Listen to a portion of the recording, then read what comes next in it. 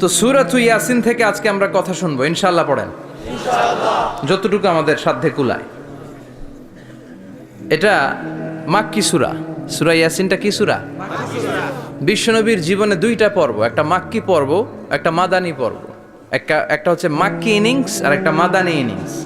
ক্রিকেটে ইনিংস থাকে, first innings, second innings, বুঝতে সুবিধা না? কমন পড়ছে সবার? তো এটা হচ্ছে বিশ্বনবীর মাক্কি ইনিংসের একটা সূরা। মাক্কি ইনিংসের বৈশিষ্ট্য হচ্ছে বিশ্বনবী তাওহীদের দাওয়াত দিয়েছেন, রিসালাতের দাওয়াত দিয়েছেন, আখিরাতের কথা বলেছেন, একটু নরম নরম কথা বলেছেন। কারণ চারদিকে খালি মাইর। চারদিকে কি? কোরআনের কথা বললে মাইর আছে না? মার খেতে হয়, বকা শুনতে হয়, ঝুঁকি নিয়ে কথা বলতে হয়। চিল্লা এখন ঠিক কিনা? বিশ্বনবীরে বলা হলো এগুলো ছেড়ে দেন, এগুলো ছেড়ে দেন। সুন্দরী নারী দেব, টাকার পাহাড় দেব, ক্ষমতার চেয়ারে বসিয়ে দেব, সব দিব। এই হচ্ছে আমাদের 3 দফা। নারী দেব, সম্পদ দিব, ক্ষমতা দিব। বিষ্ণু বললেন আমার খালি 1 দফা। আমার কয় দফা? 1 দফা।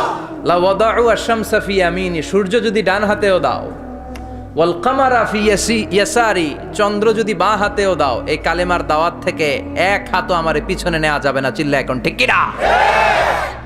মুমিন কখনো ভয় পায় না, মুমিন কখনো পিছু হটে না, মুমিন স্ট্র্যাটেজি চেঞ্জ করে, মুমিন কৌশলী হয়। এই রাস্তা দিয়ে যাওয়া যায় না, বৈশা বৈশা কেঁদে লাভ নাই, রাস্তা আরেকটা খুঁজতে হবে, আরেকটা রাস্তা বানায় নিতে হবে। এটাই হচ্ছে মুমিনের বৈশিষ্ট্য। আল্লাহ তুমি বুঝার তৌফিক দাও। তো বিশ্বনবীর মাক্কি ইনিংসের খেলার সিস্টেম ছিল ঠ্যাক দিয়ে খেলতেন। ক্রিকেটে কি বলে যে উইকেট বাঁচায় খেলতে হবে, তোমার উইকেট যাতে পড়ে না যায়। তো ঠেকায় ঠেকায় খেলে। তো বিশ্বনবী ঠেকায় ঠেকায় খেলছেন, আর 4 ছক্কা মারছে সব মাদানী ইনিংসে। সুবহানাল্লাহ নাই? মাদানী ইনিংসে বিশ্বনবী গর্জে উঠলেন, জ্বলে উঠলেন আপন শক্তিতে। রবি না? তো বিশ্বনবী মাদানী ইনিংসে যেটা করেছেন সেটা হচ্ছে সমাজ সংস্কার করেছেন। He was a very good reformer of the society, as a father, as a husband, as a reformer of the society, as a lawgiver, as a lawmaker, as a commander, and as a messenger. Muhammad is the superman of the world. স্বামী হিসেবে, বাবা হিসেবে, নেতা হিসেবে, নবী হিসেবে, সমাজ সংস্কারক হিসেবে, আইন প্রণেতা হিসেবে মুহাম্মদ হচ্ছেন এই পৃথিবীর জন্য সুপারম্যান। তার কোনো তুলনা হয় না। বিশ্বনবীর কোনো তুলনা হয় না। Beyondless, boundless, bottomless. তারা নিয়ে কথা বলতে গেলে সময় ফুরায় যাবে, মাইকের ব্যাটারি শেষ হয়ে যাবে, মাগার কথা শেষ হবে না। এজন্য ওনার জীবনের ক্ষেত্রে বলা হয় বিয়ন্ডলেস, বাউন্ডলেস, বটমলেস। অসাধারণ ব্যক্তিত্ব, সুপার ক্যালিফ্রাজিলিস্টিক এক্সপিয়ালিডোসাস, অসাধারণ, যার কোনো তুলনা হয় না, এক্সেলেন্ট, আনপ্যারালাল। মাদানী জীবনে উনি সশস্ত্র সংগ্রাম করলেন, সংস্কার করলেন সমাজটাকে, সেনাবাহিনী বানালেন। তখন আর নরম নরম ভাবে খেলে নাই, গরম ভাবে খেলেছে। এটা হচ্ছে ইমানের দাবি। মুমিনরা কৌশলী হয়। যখন যে পরিস্থিতি, ওই পরিস্থিতির সাথে তাদের স্ট্র্যাটেজি তারা পাল্টায়। তো বিশ্বনবীর মাদানী ইনিংসে এই সূরা নাজিল হয়নি, হয়েছে মাক্কি ইনিংসে, মাক্কি সূরা। এই সূরার অনেক ফজিলত, ছোটবেলা থেকেই সূরা ইয়াসিনের অনেক ফজিলতের কথা আমরা শুনেছি না? বিষ্ণু বলেছেন ইন্না লিকুল্লি শাইইন কলবান ওয়া কলবুল কোরআনি সূরাতু ইয়াসিন। সব জিনিসের একটা কলব আছে, হৃদয় আছে, অন্তর আছে, আর কোরআনের কলবের নাম হচ্ছে সূরা ইয়াসিন। বিষ্ণু বললেন ইন্না লিকুল্লি শাইইন কলবান, সব জিনিসের একটা কলব আছে। ওয়া ইন্না কলবাল কোরআনি সূরাতু ইয়াসিন, আর কোরআনের কলবের নাম হলো সূরাতু ইয়াসিন। মান ক্বারাআ সূরাতা ইয়াসিন মাররা ওয়াহিদা, একবার সূরাতু ইয়াসিন তেলাওয়াত করলে 10 পারা কোরআন খতমের সওয়াব হয়ে যায়। বিষ্ণু বলতেন ইন্না ফিল জাসাদি মুদগা, দেহে একটা গোশতের টুকরা আছে। ইযা সালুহাত সালুহাল জাসাদু কুল্লু, এই দেহের গোশতের টুকরা যদি ভালো হয়ে যায়, পুরো দেহটারে ভালো করে দেয় কে? আল্লাহ। এই দেহের গোশতের টুকরাটা যদি পচে যায়, পুরো দেহটারে নষ্ট করে দেয় কে? আল্লাহ। বিশ্ব নবী বললেন আলা ওয়াহিয়াল কালব, ওই টুকরাটার নাম হলো কালব। টুকরাটার নাম কি? এজন্য কলবের মধ্যে আল্লাহর জিকির বসাইতে হবে। কি বসাবেন? নাকি আয়না বসাবেন? আয়না বসায় না? আয়না বসাইয়া দে মোর দয়াল বাবা, কেবলা কাবা সব মুখস্থ। আয়না বসাইয়া দে মোর। নবীর কলবে আয়না বসায় নাই নবী। সেদিন আবু বকর, ওমর ফারুক কেউ আয়না বসাইছে? আবু হানিফা, শাফিঈ এরা কলবের মধ্যে আয়না বসাইছে? বসাইছে জিকির। চিল্লায় বলেন বসাইছে কি? এজন্য আল্লাহ বললেন আলা বিযিক্রিল্লাহি তাতমাইন্নুল কুলুব। দুনিয়ার কোন জিনিস দিয়ে কলব ঠান্ডা হয় না, দুনিয়ার কোন জিনিস দিয়ে কলব পরিচ্ছন্ন হয় না। কলব শুধু পরিচ্ছন্ন হয় একটা জিনিস দিয়ে, লা ইলাহা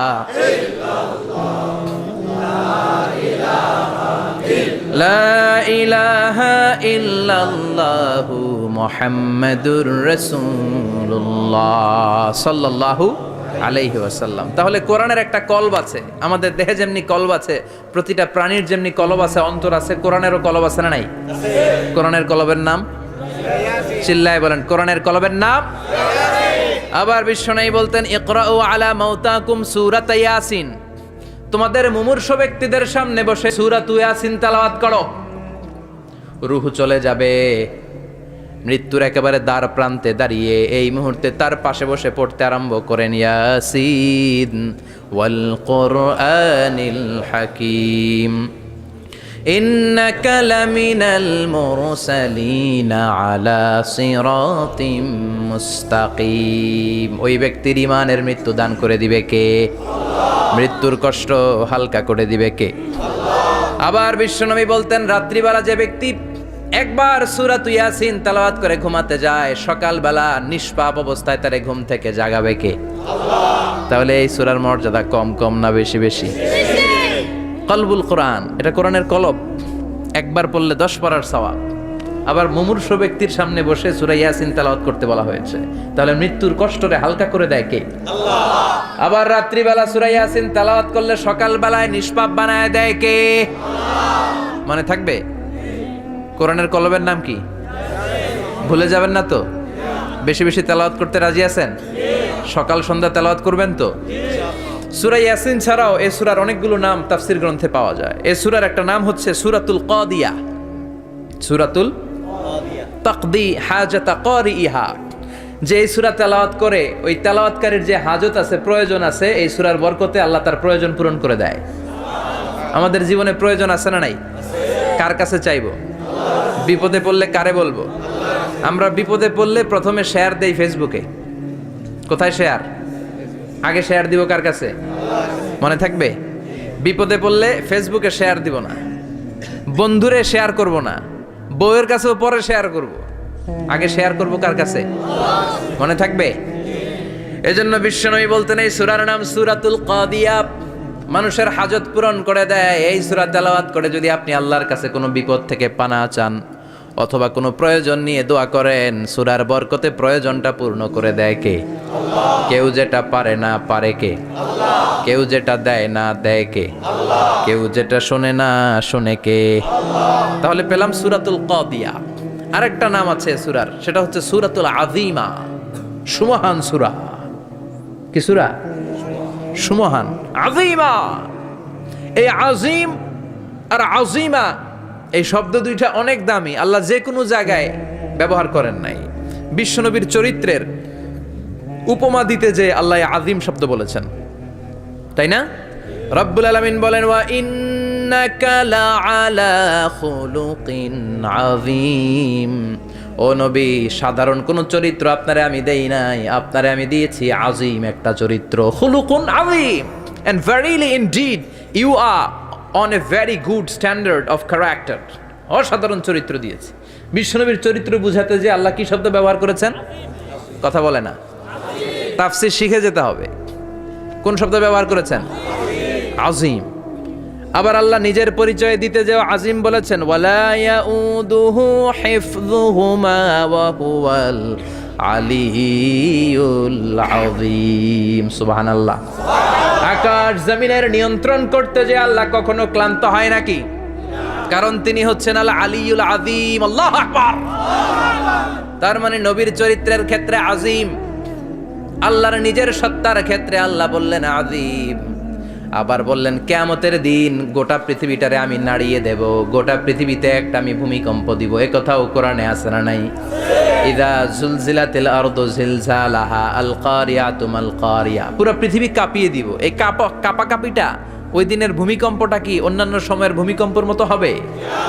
এই ভূমিকম্পকে আল্লাহ বলেছেন আজিম। ইন্না জালজালাতা সাআতি লা শাইউন আযীম। সেদিনের ভূমিকম্প সাধারণ কোনো আর্থকোয়েক নয়, সাধারণ ভাইব্রেশন না, এটা আযীম। আবার আল্লাহ কোরআনকেও আযীম বলেছেন, ওয়ালাকাদ আতাইনাকা সাবআম মিনাল মাসানি ওয়াল কুরআনাল আযীম। ও নবী, আমি আপনার নিত্য পাঠনীয় শব্দবাক্য সূরাতুল ফাতিহা দিয়েছি, সাথে সাথে কোরআনে আযীম দান করেছি। সুবহানাল্লাহ। তার মানে কোরআনের ক্ষেত্রে আযীম, কিয়ামতের ভূমিকম্প এটা আযীম, আল্লাহ নিজেও আযীম, বিশ্বনবীর চরিত্র। আবার এই সূরাটাও যেহেতু দামি, এজন্য এই সূরার নাম সূরাতুল আযীমা। সূরাতুল সুমহান সূরা। এটা যেন তেন সূরা নয়, এটা তো কোরআনের কলব। কলব ছাড়া মানুষ বাঁচে? হার্ট ফাউন্ডেশনে যেয়ে দেখবেন মানুষের কি অবস্থা। হৃদরোগ, হৃদয় যার নষ্ট, তার যে কত কষ্ট।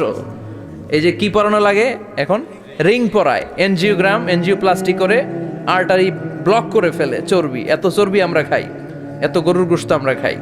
মনে রাখবেন, যেই প্রাণীর পা বেশি ওইটার ভিতরে কোলেস্টেরল বেশি। মাছের কয় পা? হ্যাঁ, নাই, এখানে নাই, মাছের পাটা নাই, কোলেস্টেরল নাই। মুরগির কয় পা? জোরে বলতে হবে। তার মানে কিছু কোলেস্টেরল আছে না নাই? গরুর কয় পা? কোলেস্টেরল বেশি না কম? এইবার কোন চিংড়ির কয় পা? সবচেয়ে বেশি কোলেস্টেরল কন্টেইন করে শ্রিম্প, প্রন, চিংড়ি। এজন্য এগুলো কম খাইতে হবে। তবে 40-এর আগে যারা আছেন ধুমায়া খান, 40-এর পরে এই যে মাটন, ল্যাম্প, ছাগলের গোশ, খাসির গোশ, চিংড়ি, এগুলো আপনার ডায়েট থেকে বাদ দিয়ে দিতে হবে। বুঝতে পেরেছেন? এজন্য এই সূরাটা যেন তেন সূরা নয়, এটা তো কোরআনের কলিজা, হার্ট, হৃদয়। এজন্য সূরাটা সূরাতুল আযীমা। সুবহানাল্লাহ পড়েন। তার মানে 1 নম্বরে পেলাম সূরাতুল কাদিয়াহ, 2 নম্বরে পেলাম সূরাতুল আযীমা, 3 নম্বরে সূরার আরেক নাম হলো সূরাতুল মুইম্মা। সূরাতুল মুইম্মা। মুইম্মার 2 অর্থ। এক অর্থ হচ্ছে এটার বরকতটা আম, সবার জন্য, যেই পড়ে সেই বরকত পায়, এজন্য মুইম্মা। আবার মুইম্মার আরেক অর্থ হচ্ছে যেই সূরা শত্রুকে অন্ধ করে দেয়। কি করে দেয়? এই সূরার প্রথম 9টা আয়াত যদি বিপদে পড়ে, শত্রুর কবলে পড়ে আপনি তেলাওয়াত করেন, শত্রুর চোখটারে অন্ধ করে দিবে কে? আল্লাহ। বিশ্বনবী মক্কা থেকে যখন মদিনায় যায়, হিজরতের সময় বিশ্বনবী সূরাতুল ইয়াসিনের প্রথম 9টা আয়াত তেলাওয়াত করলেন। তেলাওয়াত করে আল্লাহর নাম নিয়ে ঘর থেকে বের হলেন। আশেপাশে কাফেররা ঘুরে কিন্তু বিশ্বনবীরে দেখে না। সবাই খেলে এরকম এরকম করে, ডানে বায়ে হাতায়, বিশ্বনবী সামনে দিয়ে যায়, কিন্তু কাফেরদের চোখ অন্ধ করে দিয়েছে কে? আল্লাহ। এজন্য কোরআন তেলাওয়াত করলে কাফেরদের চোখকে অন্ধ বানায় দেয় কে? আল্লাহ। এজন্য সূরার একটা নাম হচ্ছে সূরাতুল মুইম্মা। কি নাম? অন্ধ করে দেয়। তাফসিরে কুরতুবির মুসান্নিফ ইমাম আল কুরতুবি, ওনাকে জালিম বাদশা বন্দী করেছেন। ওনার তাফসিরে এসেছে উনি শক্তিশালী লোক ছিলেন, জেলখানা ভেঙে বাঁচার জন্য দিছে দৌড়। উনারেও ধরার জন্য জালিম বাদশার সৈনিকেরা ঘোড়া নিয়ে রওনা হয়েছে। উনিও দৌড়ায়, ঘোড়াও পেছন থেকে আসে। ওমিয়া মানুষ কি ঘোড়ার দৌড়ের সাথে পারে? উনি হাঁটতে হাঁটতে হয়রান হয়ে এক বালুর ময়দানে যেয়ে ধপাস করে পড়েছেন। ওরাও ঘোড়া দিয়ে এসে নেমেছে, কিন্তু আজীব তামাশা, উনি বালুতে ধপাস করে পড়েই সূরাতুল ইয়াসিনের প্রথম 9 আয়াত তেলাওয়াত করতে শুরু করেছেন। ওরা নিচে নেমে ডানে বায়ে সামনে পিছনে খালি খুঁজে, কিন্তু দেখে না, সামনেই কিন্তু বসা। ওদের চোখটার অন্ধ করে দিছে কে? আল্লাহ। বিশ্বাস হয়? ঈমান হয়? এজন্য বিপদে পড়লে সূরাতুল ইয়াসিনের প্রথম 9 আয়াত পড়তে রাজি আছেন? আল্লাহ তুমি তৌফিক দাও। আমিন। আরো জোরে পড়েন আমিন। আমিন। এজন্য আল্লাহ চমৎকার ভাবে এই সূরাটা শুরু করে দিলেন। 2টা কাটা অক্ষর দিয়ে আল্লাহ বললেন ইয়াসিন ওয়াল কুরআনিল হাকীম ইন্নাকা লামিনাল মুরসালিন আলা সিরাতিম মুস্তাকিম। পড়েন সুবহানাল্লাহ। ইয়াসিন। সূরাটা শুরু করলেন কি দিয়ে? এটা কি কোনো বাক্য? এটা কি কোনো শব্দ? এটা কি অক্ষর? দুইটা। প্রথম অক্ষরের নাম, দ্বিতীয়টা আওয়াজ করে বলেন, প্রথম অক্ষরটার নাম, দ্বিতীয়টা। খুব চমৎকার না? বাক্য দিয়ে এই সূরাটা শুরু করে নাই। যেমন ইদা জুলজিলাতিল আরদু জিলজালাহা, এই সূরার প্রথম আয়াত, এটা একটা বাক্য না? আচ্ছা। ওয়াদ-দুহা ওয়াল-লাইলি ইযা সাজা, বাক্য না? কিন্তু ইয়াসিন, এটা কি কোনো বাক্য? এটা কি কোনো শব্দ? না, এটা কাটা দুইটা অক্ষর। সুবহানাল্লাহ পড়েন। আল্লাহ 114টা সূরার প্রায় 29টা সূরা এরকম কাটা কাটা অক্ষর দিয়ে শুরু করেছেন। সুবহানাল্লাহ নাই? এই 29টা সূরা কখনো আল্লাহ একটা অক্ষর দিয়ে শুরু করেছেন, কখনো দুইটা অক্ষর দিয়ে, কখনো তিনটা দিয়ে, কখনো চারটা দিয়ে, কখনো পাঁচটা দিয়ে। একটা অক্ষর দিয়ে আল্লাহ কোরআনের সূরা শুরু করেছেন। এরকম একটা সূরা বলেন, নুন ওয়াল কলামি ওয়া মা ইয়াসতুরুন। নুন, নুন দিয়ে সূরা শুরু হয়ে গেছে। তারপরে কফ, এক অক্ষর দিয়ে সূরা শুরু হয়ে গেছে। সুবহানাল্লাহ পড়েন। সুবহানাল্লাহ। এবার বলেন দুই অক্ষর দিয়ে সূরা শুরু হয়েছে এরকম সূরা বলেন। এত দূরে যান কেন? এটা আছে না নাই? ইয়াসিন। সুবহানাল্লাহ পড়েন। ইয়াসিন দুই অক্ষর দিয়ে। তারপরে হামিম। এবার তিন অক্ষর দিয়ে আল্লাহ সূরা শুরু করছেন এরকম, আলিফ লাম তাসিন মিম। আল্লাহু আকবার। আবার চারটা অক্ষর দিয়ে সূরা শুরু হয়েছে এরকম আছে না নাই? হাফেজ সাহেব কোন? আলিফ লাম মিম র, আলিফ লাম মিম সদ, আছে না নাই? আবার পাঁচটা কাটা অক্ষর দিয়ে সূরা শুরু হয়েছে এরকম সূরাও আছে না নাই? সূরা মারিয়ামের শুরুতে কি আছে? কাফ হা ইয়া আইন সদ। সুবহানাল্লাহ পড়েন। এরকম প্রায় 29টা সূরা আল্লাহ কাটা কাটা অক্ষর দিয়ে শুরু করেছেন, কোনো বাক্য দিয়ে নয়, কোনো শব্দ দিয়ে নয়। কি দিয়ে? হারফ দিয়ে। হারফ, এই হারফগুলোরে বলে হুরুফ আত-তাহাজ্জি বা হুরুফ আল মুকাত্তাআত, কাটা কাটা অক্ষর। মনে রাখবেন কোরআনের আয়াতগুলো দুই ভাগে বিভক্ত, একটা মুহকাম, একটা মুতাশাবিহ। মুহকাম মানে যেগুলোর অর্থ আমরা জানি, যেগুলোর ব্যাখ্যা আমরা জানি, যেটার ইন্টারপ্রিটেশন, এক্সপ্লেনেশন আমাদের জানা আছে। আর মুতাশাবিহ আমরা অর্থ জানি না, আমরা ব্যাখ্যা জানি না, এটা দিয়ে আসলে কি বুঝাইছে আমরা কেউ জানে না। জানে একজন, চিল্লায় বলেন তিনি কে? আল্লাহ বলেন ওয়া ইন কুনতুম ফি রাইবিম মিম্মা নাযালনা আলা আবদিনা ফাআতু বিসূরাতিন মিন মিসলিহি ওয়াদউ শুহাদাআকুম মিন দুনিল্লাহি ইন কুনতুম সাদিকিন। আল্লাহ বললেন ও জাহেলি যুগের লোকেরা, শোনো শোনো, এত আরবি কবিতা বানাতে পারো, এত গল্প লিখতে পারো, আরবিতে এত নোবেল বানাতে পারো, উপন্যাস বানাতে পারো, আর্টিকেল লিখতে পারো। আমার নবীর উপর যে কোরআন আমি নাজিল করেছি, এই কোরআনের ব্যাপারে অন্তরে যদি কোনো সন্দেহ থাকে, বাপের বেটা হলে পারলে কোরআনের মতো একটা সূরা বানিয়ে নিয়ে আসো। পারছে? না। কিয়ামত পর্যন্ত কেউ পারবে না। বিশ্বনবী যেই জামানাতে এসেছিলেন ওই জামানায় আরবি ভাষা সাহিত্যের উৎকর্ষতা সাধিত হয়েছিল। আরবি ভাষার এতটা উৎকর্ষ পৃথিবী কখনো দেখে নাই। কবিতা, গদ্য, পদ্য, গল্প, উপন্যাস, রচনা, প্রবন্ধ, আর্টিকেলের সয়লাভ। এই ভাষা সাহিত্যিকদের চোখে আঙ্গুল দিয়ে আল্লাহ বুঝাতে চাইলেন, এত অর্থ করতে পারো, এত ব্যাখ্যা জানো, এত বড় বড় বুলিয়া ওড়াও, এত কিছু তুমি জানো, তাহলে বলো ইয়াসিন অর্থ কি? সুবহানাল্লাহ কইবেন না? তাইলে বল নুন অর্থ কি? কফ মানে কি? আলিফ লাম রা মানে কি? ফাবুহিতাল্লাযী কাফার। কেউ জানে না, কেউ উত্তর দিতে পারে না। কোন সুবহানাল্লাহ। এটা কোরআনের মুজিজা, এটার অর্থ কেউ জানে না। আর এগুলোর অর্থ নিয়ে খোঁচাখুচি করাও ঠিক না। তবে মুফাসসিরিনে ইকরাম এগুলোর কিছু অর্থ সম্ভাব্য বলার চেষ্টা করেছেন। যেমন ইয়াসিনের অর্থ ইবনে আব্বাস বলেছেন এর অর্থ হতে পারে ইয়া ইনসান, হে মানুষ। সুবহানাল্লাহ পড়েন। কেউ কেউ বলেছে এটার অর্থ হতে পারে ইয়া সাইয়্যিদ আল মুরসালিন। কেউ কেউ বলেছেন ইয়াসিন হতে পারে ইসমুল্লাহ, আল্লাহর নাম।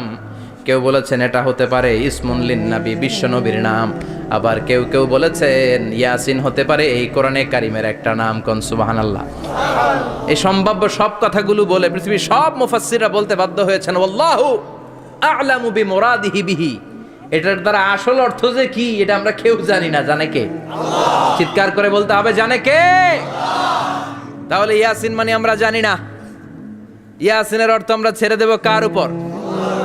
এরপরে আল্লাহ বললেন ওয়াল কোরআনিল হাকিম, প্রজ্ঞাময় বিজ্ঞানময় কোরআনের শপথ। ওয়াল কোরআনিল হাকিম, বিজ্ঞানময় প্রজ্ঞাময় কোরআনের শপথ বা কসম। ওয়াল কোরআনিল হাকিমে যে ওয়া, এই ওয়াটারে আরবিতে বলে ওয়া আল কাসামিয়া। কি বলে? ওয়া আল কাসামিয়া, কসম কাটার জন্য আল্লাহ এই ওয়া ব্যবহার করেছেন। যত জায়গায় কোরআনে আল্লাহ কসম কেটেছেন, ওই কসমের শব্দটার আগে ওয়া আছে না নাই? ও মিয়া, কোরআনে আল্লাহ সময়ের শপথ করেছেন, কসম কেটেছেন, যুগের কসম কেটেছেন। যুগের সময়ের আরবি হলো আল আসর, এই আসরের আগে ওয়া আছে না নাই? কি বলছে আল্লাহ? ওয়াল আসর, ওয়াল। আবার তিন ফলের কসম আল্লাহ কোরআনে কেটেছেন, কি বলেছেন? ওয়াত্তিন, মানে তিনের কসম। জাইতুনের কসম কেটেছেন, বলেছেন ওয়াজ জাইতুন। তুর পাহাড়ের কসম কেটেছেন, বলেছেন ওয়া তুরে সিনিন। যত জায়গায় কসম তত জায়গায় ওয়াও আছে না নাই? পাহাড়ের নামে কসম কেটেছেন, আল্লাহ বলেছেন ওয়া তুর। সূর্যের নামে কসম কেটেছেন, আল্লাহ বলেছেন ওয়াশ শামসি ওয়া দুহাহা। সুবহানাল্লাহ কইবেন না? ফজরের নামে কসম কেটেছেন, কি বলেছেন? ওয়াল ফাজর। জিলহজ মাসের প্রথম 10 রাতের কসম কেটেছেন, কি বলেছেন? ওয়া লায়ালিন আশর। জোর আর বেজরের কসম কেটেছেন, আল্লাহ বলেছেন ওয়াশ-শাফঈ ওয়াল ওয়াতর। সূরা ইয়াসিনে কাটা কাটা দুইটা অক্ষরের পরে রব্বুল আলামিন কোরআনের কসম কেটেছেন, এজন্য আল্লাহ বলেছেন ইয়াসিন ওয়াল কোরআনিল হাকিম। ইয়াসিন ওয়াল কোরআনিল হাকিম, প্রজ্ঞাময় বিজ্ঞানময় কোরআনের শপথ। কোরআনের মধ্যে বিজ্ঞান আছে না নাই? বেশি না কম? বিশ্বাস হয় না নাস্তিকদের কথা বিশ্বাস হয়? নাস্তিকরা বলে কোরআনের মধ্যে বিজ্ঞান নাই, কোরআনের মধ্যে সায়েন্স নাই, কোরআনের ভেতরে টেকনোলজি নাই। কিন্তু কোরআন বলে এমন কিছু নাই, মানুষের প্রয়োজনীয় এমন কিছু নাই যেটা আমার ভিতরে নাই। আল্লাহু আকবার। আল্লাহ বললেন মা ফররাতনা ফিল কিতাবি মিন শাই, কিতাবের মধ্যে আমি কিছু বাদ রেখে দেই নাই। ইতিহাসের কথা বলেছি, পাতালপুরীর কথা বলেছি, ঊর্ধ্ব জগতের কথা বলেছি, মহাকাশের কথা বলেছি, cosmology, astrology, geology, zoology, botany, human anatomy, embryology, সব কিছুর কথা কোরআনের মধ্যে দিয়েছে কে? কোরআনের ভেতরে মানুষের কথা আছে না নাই? কোরআনের মধ্যে গাভীর কথা আছে না নাই? গাভীর কথাও আছে। কই আছে? হ্যাঁ, সূরাতুল গাভীর সূরা। সুবহানাল্লাহ কইবেন না? মানুষের কথা আছে সূরাতুল ইনসান, জিনদের কথা আছে সূরাতুল জিন, মাকড়সার কথা আছে সূরাতুল আনকাবুত, মৌমাছির কথা আছে সূরাতুন নাহাল। মৌমাছির কথা বলেছেন, দুধের কথা বলেছেন, প্রাণীর কথা বলেছেন, খাদ্যের কথা বলেছেন, মানুষের দেহ বৈশিষ্ট্যের কথাও বলেছেন। চিৎকার করে পড়েন আল্লাহু আকবার। আল্লাহ বললেন ওয়া আওহা রাব্বুকা ইলান নাহলি আনিত্তাখিযি মিনাল জিবালি বুয়ুতাও ওয়া মিনাশ শাজারি ওয়া মিম্মা ইয়ারিশুন। সুবহানাল্লাহ পড়েন। ওয়া আওহা রাব্বুকা ইলান নাহল, আল্লাহ মৌমাছির কাছে সিক্রেট মেসেজ পাঠিয়েছেন। সুবহানাল্লাহ পড়েন। ওহিকে আরবিতে বলে সিক্রেট মেসেজ। সায়েন্টিফিক আলোচনা শুরু হইতেছে, মনোযোগ আছে না গেছে? জিমানি ধরছে? হ্যাঁ, মনোযোগ আছে না গেছে? তাকবীর দেওয়া যাবে? জোরে না আসতে? শুরুতে বিবাহিতরা দেন, এরপরে অবিবাহিতরা দেন, এরপরে সবাই মিলে দেন। বিবাহিত কারা কারা দেখি?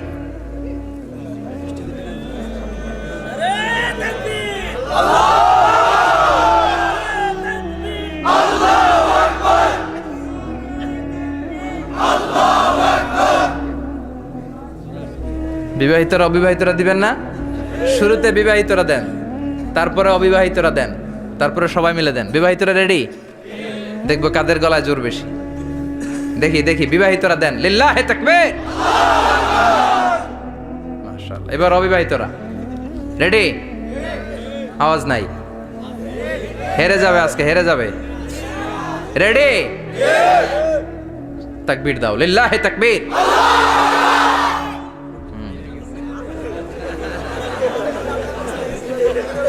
ইয়াংদের পারফরমেন্সই আলাদা, আওয়াজ বেশি।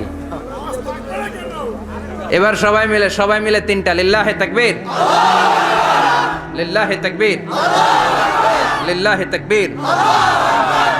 আল্লাহ মৌমাছিকে ওহী করেছেন। কি করেছে দেখেন, ওয়াল কোরআনিল হাকিম, আল্লাহ যে বললেন শেষ হবে না এই কথা। ওয়াল কোরআনিল হাকিম, বিজ্ঞানময় কোরআনের শপথ, প্রজ্ঞাময় কোরআনের শপথ। বিশ্বনবী বলেন লা তুহসা আজাইবুহু, কোরআনের আশ্চর্যান্বিতার কোনো শেষ নাই। ওয়ালা তাবলা গারাইবুহু, কোরআন কোনোদিন কারো কাছে পুরাতন মনে হয় না। ফিহি মাসাবিহুল হুদা, কোরআনের মধ্যে আছে হেদায়েতের মশাল। ওয়া মানারুল হিকমা, কোরআন হলো বিজ্ঞানের সুউচ্চ মিনার। লা তুহসা আজাইবুহু, কোরআনের আশ্চর্যান্বিতার শেষ নাই। যতই পড়বেন আপনি আশ্চর্য হয়ে যাবেন, যতই স্টাডি করবেন, যতই অধ্যয়ন করবেন, আপনার চোখকে খুলে দিবে কে? ওয়ালা তাবলা গারাইবুহু, কোরআন কখনো পুরাতন হয় না। পুরান হয় নাকি? যার বয়স 50 বছর ধরে নামাজি মানুষ, প্রতি নামাজের প্রত্যেক রাকাতে কোন সূরা পড়া লাগে?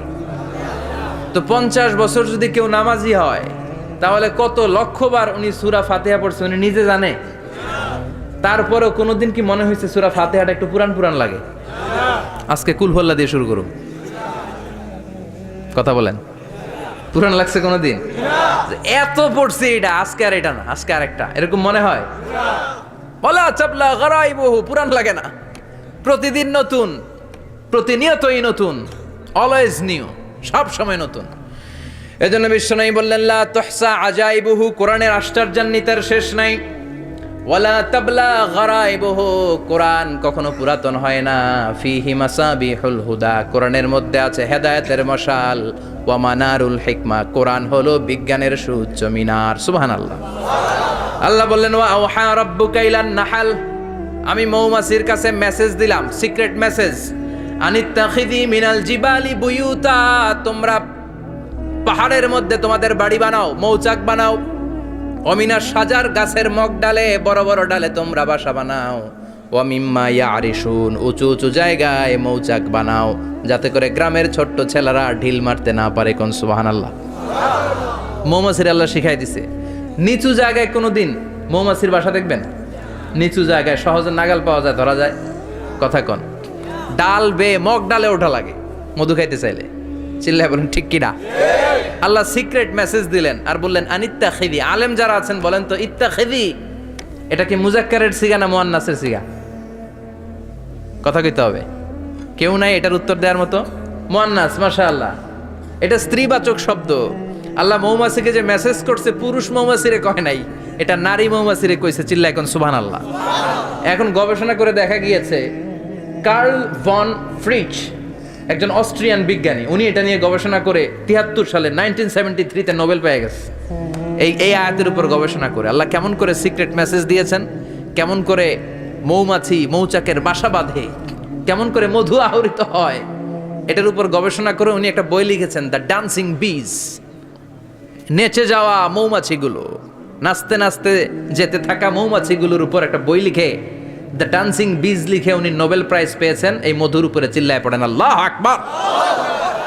এখন কোরআনের আয়াত থেকে বোঝা গেল আনিত্তাখিযি মিনাল জিবালি বুয়ুতা, আল্লাহ নারী মৌমাছিকে বলেছেন মৌচাক বানাও, তোমাদের মধু রাখার জন্য বাসা বানাও। কার্ল ভন ফ্রিচ গবেষণা করে পেয়েছে মৌচাকের বাসা বানানো হয়, মধু আহরণ করা হয়। যেই মৌমাছিটা নেতৃত্ব দেয় এটা পুরুষ মৌমাছি নয়, এটা হলো মহিলা মৌমাছি। কোন সুবহানাল্লাহ। পুরো মৌচাকের মধ্যে মধু আহরণ, মধু নেওয়া, পুরো প্রসিডিউরটা সারার জন্য কোনো পুরুষ মৌমাছি লিডিং দেয় না, লিডিং দেয় একটা নারী মৌমাছি, স্ত্রী মৌমাছি। এজন্য ইত্তাখিয, ম্যাসকুলিন জেন্ডার ইউজ না করে আল্লাহ বলেছেন ইত্তাখিযি। নারী মৌমাছিকে আল্লাহ অ্যাড্রেস করে বলেছেন যাও মৌচাক বানাও আর এটার মধ্যে মধু আহরণ করো। চিল্লায় পড়েন আল্লাহু আকবার। আল্লাহ বললেন ইত্তাখিযি মিনাল জিবালি বুয়ুতা, পাহাড়ের মধ্যে ঘর বানাও। মিনাস সাজার, গাছের বড় ডালের মধ্যে ঘর বানাও। ওয়া মিম্মা ইয়ারিশুন, উঁচু উঁচু জায়গায় ঘর বানাও। উনি গবেষণা পেয়েছেন এই মধুর মধ্যে অসাধারণ কিছু ন্যাচারাল অ্যান্টিসেপটিক আছে। কি আছে? Natural antiseptic. এটার নাম হচ্ছে প্রপিলিস। প্রপিলিস নামে একটা লিকুইড পাওয়া যায় মৌচাকের মধ্যে। এটা কাটা জায়গায় লাগা দিলে স্যাভলন, ডেটল কিছু লাগানো লাগবে না। ওই প্রপিলিসের কারণে আপনার কাটা জায়গা এমনি শুকায় যাবে। সুবহানাল্লাহ পড়েন। দ্বিতীয় বিশ্বযুদ্ধে রাশিয়ান যত সৈনিকরা যুদ্ধে আহত হতো, ওরা আলাদা করে অ্যান্টিসেপটিক খাইতো না, ওরা মধু আইনা লাগাই দিত আর সুস্থ হয়ে যেত। সুবহানাল্লাহ পড়ে। নিউজিল্যান্ডের কিছু বিজ্ঞানীরা আবিষ্কার করেছে মৌমাছির হুলের ভিতরে রেমিটিক ফিভারের অ্যান্টিবায়োটিক আছে। অনেকের বাত জ্বর হয়, বাতের ব্যথা থাকে না, থাকে, মুরব্বীদের বেশি হয়। ওই জায়গার মধ্যে যদি আপনি মৌমাছি এনে ঢুকাই দিতে পারেন, মৌমাছির হুল লাগাই দিতে পারেন, ভালো হয়ে যাবে। মৌমাছি যখন হুল ফুটে আরাম লাগে না অনেক? খাইছেন, কামড় খাইছেন? হ্যাঁ, মজা লাগে। তো নিউজিল্যান্ডের এই গবেষকরা এরা আবিষ্কার করেছে যে মৌমাছি যদি হুল ফুটিয়ে দেয়, ওইখানে বাতের ব্যথা থাকলে, বেদনা থাকলে এটা ভালো হয়ে যাবে। আমি নিজে দেখেছি, বিবিসি একটা ডকুমেন্টারি, ইজিপশিয়ান একজন ফিজিশিয়ান, চিকিৎসক, উনি ওনার বাতের ব্যথায় আক্রান্ত যত রুগীরা আছে ওদের গায়ের মধ্যে মৌমাছি এনে এনে নিজে নিজে হুল ফুটায়। রুগী চিৎকার মারে, ও মাগো, ও আল্লাহ গো, কিন্তু একদিন পরে ব্যথা নাই, আর কয় ভালো হয়ে গেছি। সুবহানাল্লাহ কইবেন না? তো এজন্য এই কার্ল বন ফ্রিজ 1973-তে দ্য ডান্সিং বিজ লেখে গোটা বিশ্বকে তাক লাগিয়ে দিয়েছে। তার গবেষণার প্রতিটি পয়েন্ট কোরআনের এই আয়াতের সাথে মিলে যায়। চিৎকার করে পড়েন আল্লাহু আকবার। এই যে আমরা মধু খাই, এই মৌচাকের ভেতরে অন অ্যান অ্যাভারেজ অ্যারাউন্ড 60,000 মৌমাছি থাকে। 3 ভাগে, একটা হচ্ছে কুইন বি, একটা মেল বি, আর একটা হচ্ছে ওয়ার্কার বি। একটা থাকে রানী মৌমাছি, এর নেতৃত্বে সবাই চলে। আর একটা থাকে মেল বি, পুরুষ মৌমাছি, বংশ বাড়ানোর জন্য এদের কাজে লাগে। আর সব হচ্ছে ওয়ার্কার বি, সবাই কাজ করে। আল্লাহ বললেন সুম্মা কুলি মিন কুল্লি সামারাত ফাসলুকি সুবুলা রাব্বিকি যুলুলা। আল্লাহ সিক্রেট মেসেজ দিয়ে বললেন, গাছের উপরে বাসাবাদ, পাহাড়ের উপরে মৌচাকের বাসাবাদ, উঁচু উঁচু জায়গায় তোমরা তোমাদের বাসা বাঁধো। সুম্মা কুলি মিন কুল্লি সামারাত, এরপর এলাকার যত মিষ্টি মিষ্টি ফুল আছে, ফল আছে, ওখান থেকে রস নিয়ে আসো। সুবহানাল্লাহ। পুষ্পরস সংগ্রহ করে মধুগুলো, এটার বলে sweet nectar. They collect the sweet nectar from the flowers. এবং মধুর মধ্যে এত চমৎকার জিনিস থাকার কারণ হচ্ছে মৌমাছিগুলো ওই এলাকার সব ধরনের ফুল, ভালো ভালো সুগন্ধযুক্ত ফুল ফল থেকে রস নিয়ে আসে। তো ওই গাছগুলোর মধ্যে বনাজি গাছ আছে না নাই? ঔষধি গাছ আছে না নাই? এজন্য মধুরে বলা হয় সব রোগের ঔষধ। যত বনাজি ঔষধি গাছের নির্যাস আর পুষ্পরস আছে, সব আল্লাহ মধুর ভিতরে ঢুকায়া মধুকে আল্লাহ ন্যাচারাল ভ্যাকসিন বানিয়ে দিয়েছেন। চিল্লায়ে পড়েন আল্লাহু আকবার। আল্লাহ বললেন সুম্মা কুলি মিন কুল্লি সামারাত, সব ফল আর ফুল থেকে নেকটার পুষ্পরস নিয়ে আসো। ফাসলুকি সুবুলা রাব্বিকি যুলুলা, যেমন যেমন গিয়েছিলা পথ চিনায় আবার ফিরে আসো। ইয়াখরুজু মিন বুতুনিহা শারাব, এরপর তাদের পেট থেকে বের হয় শারাব। মুখতালিফুন আলওয়ানু, এক একটা মধুর কালার হয়ে যায় এক এক রকম। কোন সুবহানাল্লাহ। সরষে ফুলের মধু একটু সাদা সাদা হয় না? আমি হচ্ছি মধু খাওয়ার পোক। আমি দেশে বিদেশে যেখানে গিয়েছি ফ্রেশ হানি আমি অনেক খুঁজেছি। ইয়ামানি একটা মধু পাওয়া যায়, ইয়ামানের সাওয়াহিলি এলাকায়, পাহাড়ি এলাকায়, একেবারে কুচকুচে কালো। আবার অনেক মধু আছে কিছুটা খয়েরি এবং হলুদ বর্ণের, কিন্তু সরষে ফুলের যে মধুটা এটা অনেকটা সাদা। এই পুষ্পরস নিয়ে মৌমাছিগুলো মৌচাকের মধ্যে ঢেলে দেয় না, এগুলো খেয়ে ফেলে। প্রত্যেকটা মৌমাছির পেটের ভেতরে আল্লাহ 2টা করে স্টোমাক দিয়েছে, পাকস্থলী। সুবহানাল্লাহ পড়েন।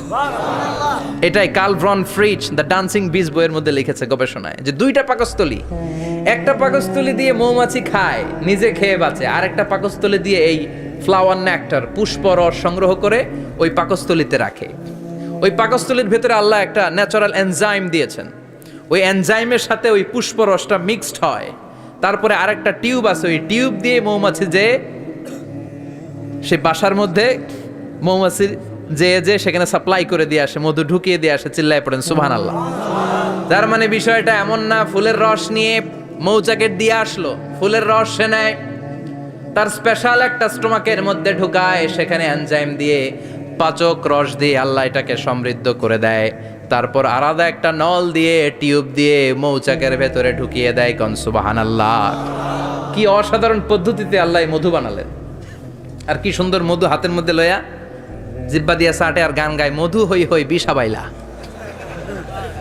আছে না নাই? আল্লাহ শুকরিয়া নাই?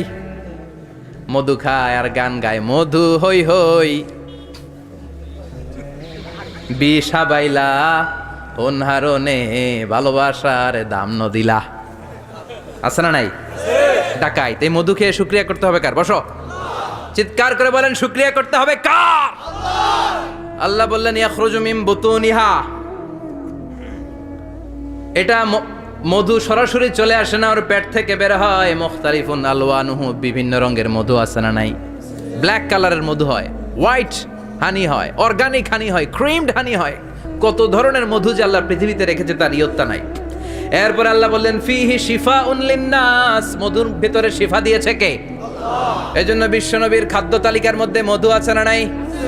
বিশ্বনবী সুগন্ধযুক্তওয়ালা মধু খেতেন, দুর্গন্ধযুক্তওয়ালা কোনো মধু মুখে নিতেন না। সুবহানাল্লাহ।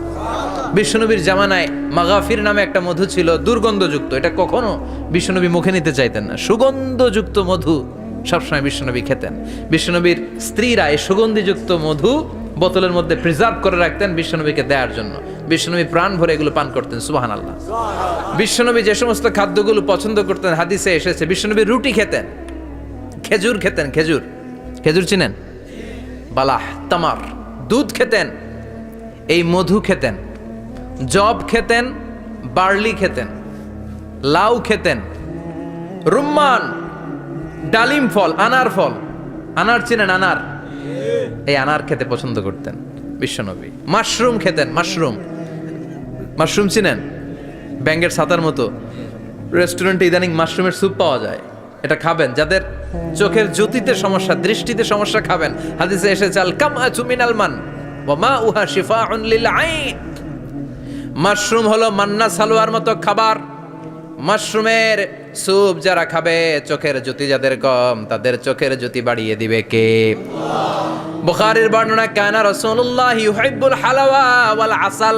বিশ্বনবী মিষ্টান্ন খেতে বড্ড পছন্দ করতেন, আবার বিশ্বনবী বেশি বেশি মধু খেতে পছন্দ করতেন। সুবহানাল্লাহ। কোরআনে দুইটা জিনিসের ক্ষেত্রে আল্লাহ শিফা যোগ করেছেন, যে দুইটা জিনিসের সাথে সম্পৃক্ত হলে শিফা। এক হচ্ছে কোরআন পড়লে শিফা, অনুনাজ্জিলু মিনাল কোরআনি মা হুয়া শিফা। আবার কোরআনে এই আয়াতের ক্ষেত্রে বলা হয়েছে শিফা ফিহি শিফাউন লিন্নাস।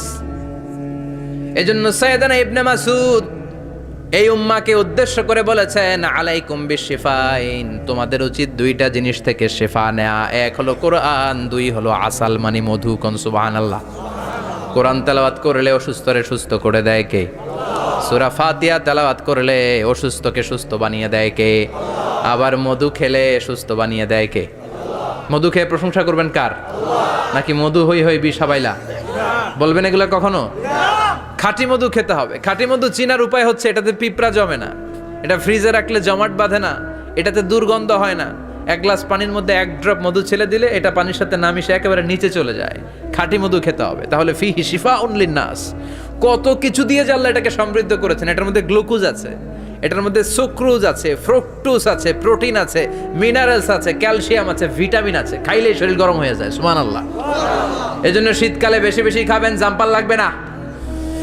শীতকালে মধু খেয়ে রাত্রেবেলায় বের হবেন, আর মাফলার পেঁচিয়ে বেরোয়া লাগবে না। সুবহানাল্লাহ পড়েন। তার মানে আল্লাহ বললেন ইয়াসিন ওয়াল কোরআনিল হাকিম, প্রজ্ঞাময়, বিজ্ঞানময় কোরআনের কসম। কোরআনের ভেতরে বিজ্ঞান আছে না নাই? বিজ্ঞানের কথা এই তো শুরু করলাম, আজকে সারা রাত বিজ্ঞানের কথা বলবো। থাকবেন কতক্ষণ? হ্যাঁ, স্লোগান দেন লিল্লাহি তাকবীর। এরপরে আল্লাহ বললেন গোলাম, ওয়া ইন্না লাকুম ফিল আনআমি লাইবরা, প্রাণীকুলের দিকে নজর করে তাকাও। প্রাণীকুলের মধ্যে আমি তোমাদের জন্য নিদর্শন রেখেছি। নুসকিকুম মিম্মা ফি বুতুনিহি, এই প্রাণীকুলের পেট থেকে একটা চমৎকার জিনিস আমি বের করে দেই, এটার নাম হচ্ছে দুধ। এটা কি? দেখেন, একই আয়াতের মধ্যে আল্লাহ মধুর কথাও বললেন, আবার দুধের কথাও বললেন। দুধটা কিভাবে হয়, উৎপন্ন হয়, মধু কেমনে হয়, ইঞ্চি ইঞ্চি কথা এই কোরআনের ভেতরে তুলে ধরলেন কে? আল্লাহ বললেন মিমবাইনি ফারসিউ ওয়াদামিল লাবানা, গোবর আর রক্তের মাঝখান দিয়ে আমি দুধ বের করি। সুবহানাল্লাহ পড়েন। আমরা যাই এই গাভীর ওলান টানা শুরু করি সকালবেলা বিসমিল্লাহ বলে, কিন্তু কেমনে যেটা আসে ওইদিকে নজর নাই। ডাকাত বিসমিল্লাহ বলে শুরু করে না, দুধ খাই আলহামদুলিল্লাহ পড়ে না, আছে না নাই? আল্লাহ বলেন মেকানিজমটা শোনো কেমনে আমি খাওয়াই। আল্লাহ বললেন মিমবাইনি ফারসি ওয়া দামিল লাবানা, গোবর আর রক্তের মাঝখান দিয়ে আমি দুধ বের করে দেই। সুবহানাল্লাহ। গরু যে ঘাস খায়, এই ঘাস থেকে রক্ত হয় আর গরুর গোবর হয়। পেটের একদিকে থাকে গোবর, আরেক দিকে থাকে রক্ত। রক্ত দুর্গন্ধ, গোবরও দুর্গন্ধ। রক্তও নাপাক, গোবরও নাপাক। এই দুই নাপাক আর দুর্গন্ধের মাঝখান দিয়ে সুগন্ধযুক্ত দুধ বের করে দেয় কে? আল্লাহ বললেন মিমবাইনি ফারসিউ আদামিল লাবানা। গরু যে খাবারগুলো খায় ওই খাবারের এক পাশ দিয়ে গোবর হয়ে যায় আর এক পাশ দিয়ে রক্ত হয়ে যায়, মাঝখান দিয়ে দুধ বের করে দেয় কে? What a amazing mechanism of discharging milk from animal's body. What an amazing mechanism. একদিক দিয়ে গোবর দুর্গন্ধ, আরেক দিক দিয়ে ঘাস খাওয়ার কারণে রক্ত হয়, মাঝখান দিয়ে দুধ বের হয়ে যায়। সুবহানাল্লাহ। আবার বাছুর ছাড়া দুধ পাওয়া যায় না। গাভী আছে কার কার? হাত তোলেন তো। বাছুর ছাড়া দুধ পাওয়া যায়? শুধু গাভী, বাছুর নাই, দুধ আসবে? আবার এই যে বিশাল বড় ওলান 20 কেজি দুধ দেয় প্রতিদিন, এই ওলান কাটলে দুধ পাওয়া যায়? এক ফোঁটা দুধও ওলানটা কেটে টুকরা টুকরা করলে আপনি পাবেন না। এটা আলাদা মেকানিজম। এটা ভিতর থেকে একটা নির্যাস, বাছুর নিয়ে দুইটা ঢু মারবেন, ওই নির্যাস দিয়ে দুধ বেরোতে থাকবে, গোবর আর রক্তের মাঝখান দিয়ে চিৎকার করে পড়েন আল্লাহু আকবার। এজন্য বিশ্বনবী বলতেন বেশি বেশি দুধ খাও। দুধ হলো সুষম খাদ্য। পৃথিবীতে আবিষ্কৃত যত খাবার আছে দুধের চাইতে ভালো খাবার আছে নাকি? কথা কন। মানুষ পানি খেয়ে 3-4 দিন বাঁচে জানেন, আর পানির মধ্যে লবণ দিলে 7-8 দিন বাঁচতে পারবেন। আর দুধ পাইলে আজীবন বাঁচবেন আপনি। দুধ খেয়ে যদি হজম করতে পারেন, দুধ খেয়ে হজম করতে পারলে আজীবন বেঁচে যাবেন। সুষম খাদ্য। বিশ্বনবী যে রাতে মেরাজে যাবেন, সিদরাতুল মুনতাহা পার হওয়ার পরে বিশ্বনবীর পরীক্ষা শুরু হলো। বিশ্বনবীকে বুখারীর বর্ণনা 3টা গ্লাস দেয়া হলো। কাদাহ ফিহি লাবান, এক গ্লাসের মধ্যে দুধ ছিল, ওয়া কাদাহ ফিহি আসাল, আর এক গ্লাসের মধ্যে ছিল মধু, আর এক গ্লাসের মধ্যে ছিল মদ। কাদাহুন ফিহি খামার। বিশ্বনবীকে 3টা গ্লাস দিয়ে বলা হলো নবী চুজ করেন কোনটা নেবেন। এক গ্লাসে মধু, আর এক গ্লাসে দুধ, আর এক গ্লাসের মধ্যে বিশ্বনবীকে দেয়া হলো মদ। বিশ্বনবী বললেন যে এই গ্লাসের ভেতরে দুধ আছে, আমি ওই পেয়ালাটা নিলাম। সাইয়েদনা জিব্রাইল বললেন ইয়া রাসূলুল্লাহ আখাস্তাল ফিতরা, আপনি যেমন নিছেনও তেমন। সুবহানাল্লাহ কইবেন না? বিশ্বনবী দুধ খেতে পছন্দ করতেন। আর বিশ্বনবী বলতেন আলাইকুম বি আলবানিল বাকার, বেশি বেশি গরুর দুধ খাবা। ফা ইন্নাহা তুরাম্মু মিনাল আশজার, কেননা এটা সবুজ লতা পাতা ঘাস পাতার নির্যাস। গরু কি খায়? ঘাস খায় না? এই ঘাসের নির্যাস হচ্ছে দুধ। বিশ্বনবী বলতেন বেশি বেশি দুধ খাবা। ফিহি শিফা, এর মধ্যে শিফা আছে। ফি লাবানিহা শিফা ওয়া লুহুমিহা দা, গরুর দুধে আছে শিফা, গরুর গোশতের মধ্যে আছে রোগ। সুবহানাল্লাহ। কত বড় ফিলোসোফার বিশ্বনবী। বিশ্বনবী বলে গিয়েছেন গরুর দুধ বেশি খাও, কিন্তু গোশ বেশি খাইও না। আর আমরা গরুর গোশ পাইলে কোপায় ফেলাই। সাদা ভাত আর ঝাল গরুর মাংস যদি হয়, ওই যে অনেকের জিহ্বায় পানি চলে আসছে। সুবহানাল্লাহ কইবেন না? বিশ্বনবী বলতেন দুধ খাও, গোশ খাইও কম। গরুর গোশত কম খাবা, গরুর দুধ বেশি খাবা। সুস্থ রাখবে কে? আল্লাহ। আবার বিশ্বনবী মায়েদেরকে বলেছেন ও মায়েরা, সন্তান হওয়ার পরে 2 বছর দুধ খাওয়াবা। আল্লাহু আকবার। والوالدات يرضعن أولادهن حولين كاملين لمن أراد أن يتم الرضاعة। সন্তান যারা পেয়েছো মায়েরা বোনেরা 2 বছর দুধ খাও, সন্তানকে সুস্থ রাখবে কে? আল্লাহ। বাচ্চা ডেলিভারির পরপরই আল্লাহ তাআলা মায়ের বুকে একটা দুধ দেয়, এটাকে বলে শাল দুধ। এটা হচ্ছে বাচ্চার জীবনের প্রথম প্রাকৃতিক টিকা। সুবহানাল্লাহ কয় না? এটা বেবির জীবনে ন্যাচারাল প্রাকৃতিক টিকা, প্রতিষেধক আল্লাহ দিয়ে দিয়েছে। আপনার বাচ্চাকে টিকা দিন, স্লোগান আছে না? 5টা-7টা টিকা দেওয়া লাগে, প্রথম টিকাটা আল্লাহ নিজেই ফ্রি দিয়ে দিছে। এটা শাল দুধের ভেতরে পাওয়া যায়। এজন্য বাচ্চাকে শাল দুধ খাওয়াতে হবে। তার ব্রেনের গ্রোথ হবে, সে শক্তিশালী হবে, সে দেশপ্রেমিক হবে, সে আল্লাহওয়ালা হবে। চিল্লা এখন ঠিক কিনা? যে মায়েরা বাচ্চারে দুধ খাওয়ায় ওই বাচ্চারা মায়েরে ভালোবাসে বেশি। আর যেই মা গুলো বাচ্চারে দুধ না খাওয়ায় আর ডানু খাওয়ায়, আর কি কি আছে, হরলিক্স আর সিরালেক, কমপ্লেট, যারা এগুলো খাওয়াবে ডানু খাওয়াবে, যারা ল্যাকটোজেন খাওয়ায়, যারা বুকের দুধ খাওয়াতে চায় না কোনো কারণ ছাড়া, 2 বছর বাচ্চারে দুধ দিতে চায় না, এই বাচ্চাগুলো বড় হলে ওই মারে বৃদ্ধাশ্রমে দিয়ে আসবে। কথা কন, কথা কন। এজন্য মায়েরা বোনেরা সন্তান হলেই তাকে বুকের দুধ দিয়ে আল্লাহর পক্ষ থেকে যে টিকাটা, এই টিকাটা পেটের ভিতরে ঢুকায় দিতে হবে। চিল্লা এখন ঠিক কিনা? এটা হচ্ছে ন্যাচারাল টিকা। এজন্য আল্লাহ বললেন ইয়াসিন ওয়াল কোরআনিল হাকিম। ইয়াসিন, বিজ্ঞানময় কোরআনের শপথ। কোরআনের মধ্যে বিজ্ঞান আছে না নাই? অভাব নাই। কয়টা শুনবেন? আল্লাহ কসমোলজির কথা বলেছে, অ্যাস্ট্রোলজি কথা। কসমোলজি হচ্ছে সৃষ্টি তত্ত্ব। কসমোলজি কি? সবাই বলেন কসমোলজি কি? আল্লাহ বললেন আওয়ালাম ইয়ারাল্লাযীনা কাফারু আন্নাস সামাওয়াতি ওয়াল আরদা কানাতা রাতকান ফাফাতাকনাহুমা। কাফেররা কি দেখে না মহাবিশ্বের সব কিছু একসাথে মিলে ঝিলে ছিল, বিশাল এক বিস্ফোরণের মাধ্যমে আমি মহাবিশ্ব তৈরি করেছি। সুবহানাল্লাহ। আদিতে শুরুতে কিন্তু সব আকাশ, বাতাস, জমিন, চন্দ্র, সূর্য, নক্ষত্র, গ্রহ, নীহারিকা পুঞ্জ, গ্যালাক্সি, ব্ল্যাক হোল সব কিছু মিলেমিশে একসাথে ছিল। এটার ঘনত্ব ছিল খুব বেশি। মহাবিশ্বের সব কিছু ছিল একটা বিন্দু। এটাকে বিজ্ঞানীরা নাম দিয়েছে দ্য সিঙ্গুলারিটি, মহা একত্ব। এরপর একটা প্রচন্ড বিস্ফোরণের মধ্য দিয়ে মহাবিশ্ব সৃষ্টি হয়েছে। এটার ওরা নাম দিয়েছে বিগ ব্যাং থিওরি। কি নাম? স্টিফেন হকিং মারা গেছে না গত বছর নাকি? হ্যাঁ, বছর খানিক আগে মারা গিয়েছে। সবচেয়ে বড় পদার্থবিজ্ঞানী ছিল। সে একটা বই লিখেছে, from the brief history of time, a brief history of time from big bang two black hole. সেখানে সে প্রমাণ করেছে কোরআনের এই আয়াত, কানাতা রাতকান, মহাবিশ্বের সবকিছু একটা বিন্দু ছিল। চাঁদ, সূর্য, গ্রহ, তারা সব কি ছিল? কথা বলেন, সবাই বলেন। একটা মাত্র বিন্দু ছিল। আল্লাহ বলেন, don't the disbeliever observe that the heavens and earth were joint together then I separated with a gigantic sound explosion. সব একসাথে ছিল, চাঁদ, তারা, আকাশ, নদী, নালা সব একসাথে।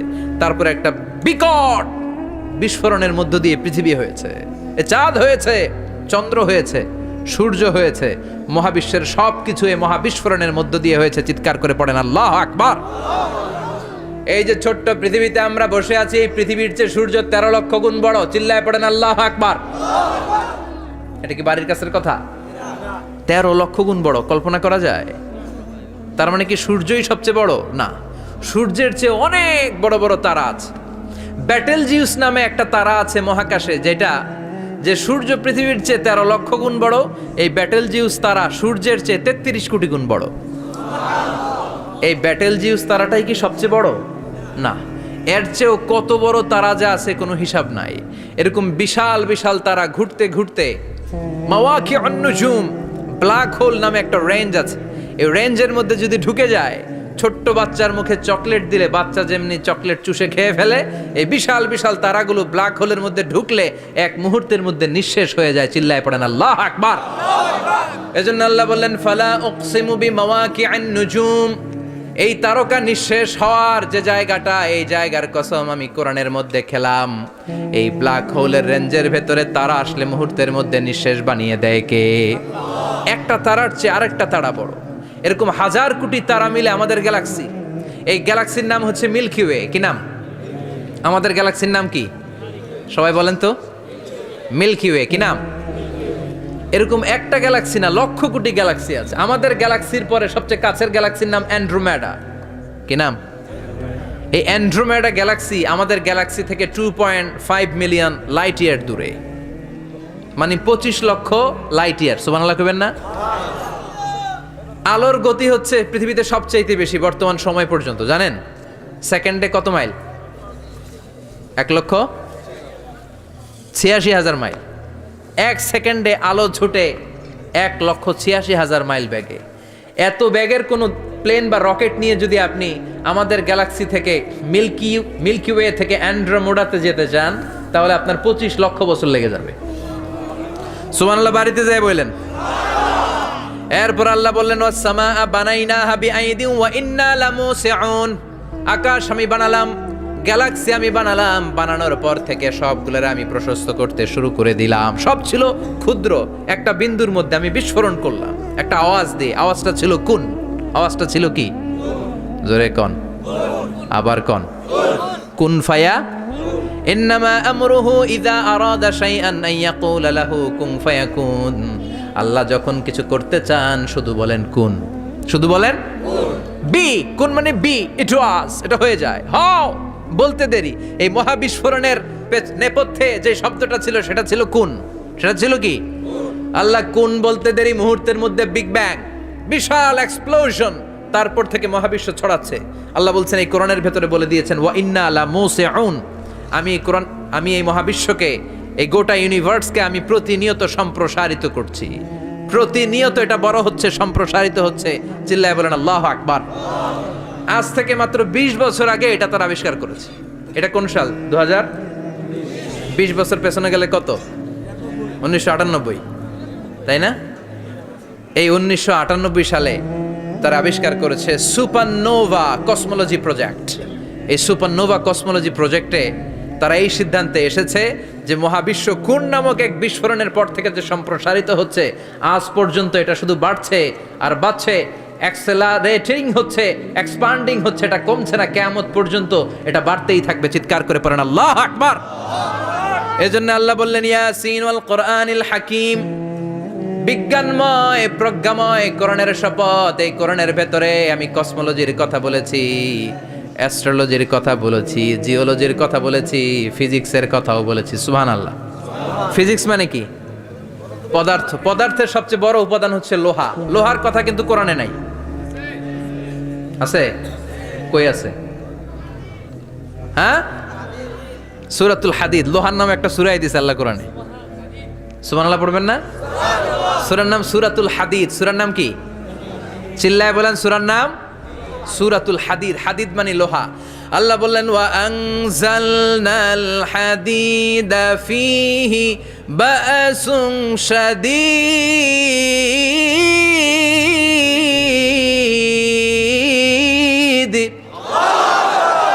ওয়া আনজালনাল হাদিদ ফীহি বা'সুন শাদীদ, আমি লোহা নাজিল করলাম আর লোহার ভেতরে আমি ভয়ঙ্কর শক্তি ঢুকাইয়া দিলাম। সুবহানাল্লাহ। ফিহি মানাফিউ লিন-নাস, লোহার ভেতরে মানুষের জন্য অনেক কল্যাণ আছে। সুবহানাল্লাহ। লোহা ছাড়া পৃথিবীতে কিছু হয়? আংটি বানাতে লোহার দরকার আছে না নাই? ঘড়ি বানাতে, গাড়ি বানাতে, বাড়ি বানাতে, মোবাইল বানাতে, হেলিকপ্টার, প্লেন, রকেট, মাইকের স্ট্যান্ড। সুবহানাল্লাহ কোন? এমন কোন জিনিস নাই যেটার মধ্যে লোহা লাগে না। এজন্য আল্লাহ বললেন এই লোহার নামে আমি একটা সূরা ডেডিকেট করলাম। ওয়া আনজালনাল হাদিদ ফিহি বা'সুন শাদীদ, আমি লোহাকে নাজিল করেছি। আল্লাহ বলেছেন, খেয়াল করে শব্দটা শুনেন, ওয়া আনজালনাল হাদিদ, আমি লোহাকে উপর থেকে নাজিল করেছি। কি করেছি? কথা বলেন। তার মানে লোহা পৃথিবীতে ছিল না, নাজিল করছে কে? লোহা পৃথিবীতে ছিল? পৃথিবীতে ছিল? পৃথিবীতে থাকলে নাজিল করবেন কেন? এই যে কোরআনটা পৃথিবীতে আগে ছিল, নাজিল করছে কে? কোন ফেরেশতাকে দিয়ে? সাইয়েদনা জিবরাইল। কোন নবীর উপর? বিশ্বনবী মুহাম্মদুর রাসূলুল্লাহ। আল্লাহু আকবার। তার মানে এই ওহী পৃথিবীতে ছিল না, আল্লাহ উপর থেকে নাজিল করেছেন। নুজুল মানে উপর থেকে নিচের দিকে আসা। এই নুজুল শব্দ ব্যবহার করে আল্লাহ বললেন ওয়া আনজালনাল হাদিদ, লোহাকে আমি নাজিল করেছি। তার মানে লোহা পৃথিবীর উপাদান নয়, লোহা এসেছে উপর থেকে। কোন সুবহানাল্লাহ। বিজ্ঞানীরা, পদার্থবিদ যারা গবেষণা করে এটাই পেয়েছেন, লোহা আসলে পৃথিবীর না। লোহা পৃথিবীতে উৎপাদন করা হয় নাই। লোহার যে মলিকিউল, অণু আছে, লোহার একটা অণু তৈরি করার মতো ক্ষমতা পৃথিবীর নাই। ইভেন এই সৌরজগতের কোনো কিছুর নাই। সূর্যের তাপেও লোহা তৈরি হতে পারে। লোহার ছোট্ট একটা অণু তৈরি করতে কমপক্ষে 1 কোটি ডিগ্রি সেলসিয়াস তাপের প্রয়োজন হয়। তার মানে এটা পৃথিবীর কোনো উপাদান নয়, এটা আনজালনাল হাদিদ। আল্লাহ বলেন মহাবিস্ফোরণের কারণে গলিত অন্য কোনো তারার ভেতর থেকে লোহার উপাদান আমি পৃথিবীর ভিতরে এনে ঢুকিয়ে দিয়েছি। তার মানে পদার্থের কথা কোরআনে আছে না নাই? সুবহানাল্লাহ কইবেন না? এরপরে বায়োলজির কথা আছে না নাই? বায়োলজিক্যাল অ্যাসপেক্ট অফ মাউন্টেন্স, কেমন করে পাহাড়ি রেঞ্জ তৈরি হলো, আছে না নাই? ওয়াজআলনাল জিবালা আওতাদা, পাহাড়কে আমি পেরেক মেরে দিয়েছি। ওমিয়া কাঠের ভেতরে যখন পেরেক মারেন, পেরেকের বেশিরভাগ অংশ কাঠের ভেতরে ঢুকে যায়, উপরে দেখা যায় সামান্য, ঠিক কিনা?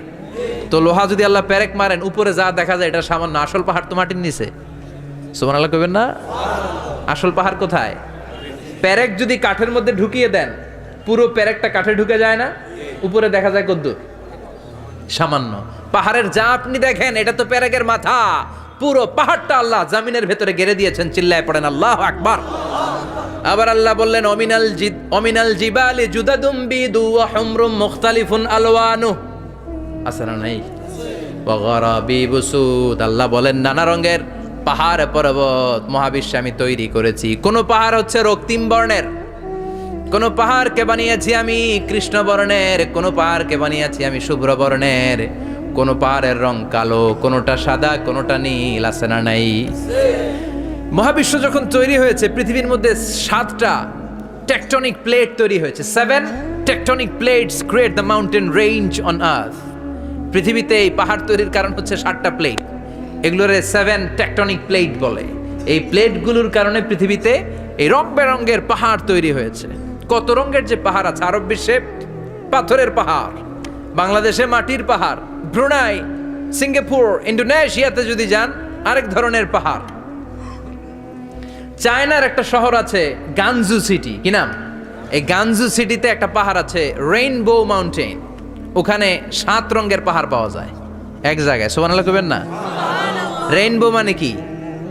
রংধনু। রংধনুর কয় রং? কথা কন। ছোটবেলা আমরা মুখস্থ রাখতাম বেনিয়া সহ কলা, বেতে বেগুনি, নিতে নীল, আতে আসমানি, শতে সাদা, হতে হলুদ, কতে কালো, লাতে লাল। সুবহানাল্লাহ নাই? মনে রাখার কি অসাধারণ পদ্ধতি। তো এই রেইনবো মাউন্টেন, রংধনুর 7 রঙের পাহাড় এক জায়গায় পাওয়া যায়। এখানে সাদা পাহাড়, এখানে সবুজ পাহাড়, এখানে নীল পাহাড়, ওখানে লাল পাহাড়, এখানে কালো পাহাড়। এই চায়নার গানজু সিটিতে আল্লাহ তাআলা 7 রঙের পাহাড় এক জায়গায় রেখেছেন। চিৎকার করে বলেন আল্লাহু আকবার। তার মানে বায়োলজির কথাও কোরআনের ভেতরে আছে না নাই? এরপর আল্লাহ বললেন কেমন করে আকাশ থেকে আমি পানি নাজিল করে, এটাও কোরআনে আছে না নাই? আমরা ছোটবেলা পড়েছি ওয়াটার সাইকেল, হাইড্রোলজিক্যাল সাইকেল, কেমন করে সূর্যের তীব্র তাপ সাগর থেকে পানিকে জলীয় বাষ্প করে উপসে নেয়, উপরে নিয়ে সেটাকে পুঞ্জীভূত করে দেয়, ঘনীভূত করে দেয়, মেঘ হয়ে যায়, সেখান থেকে ঝিরিঝিরি ঝিরিঝিরি বৃষ্টি পড়ে, আছে না নাই?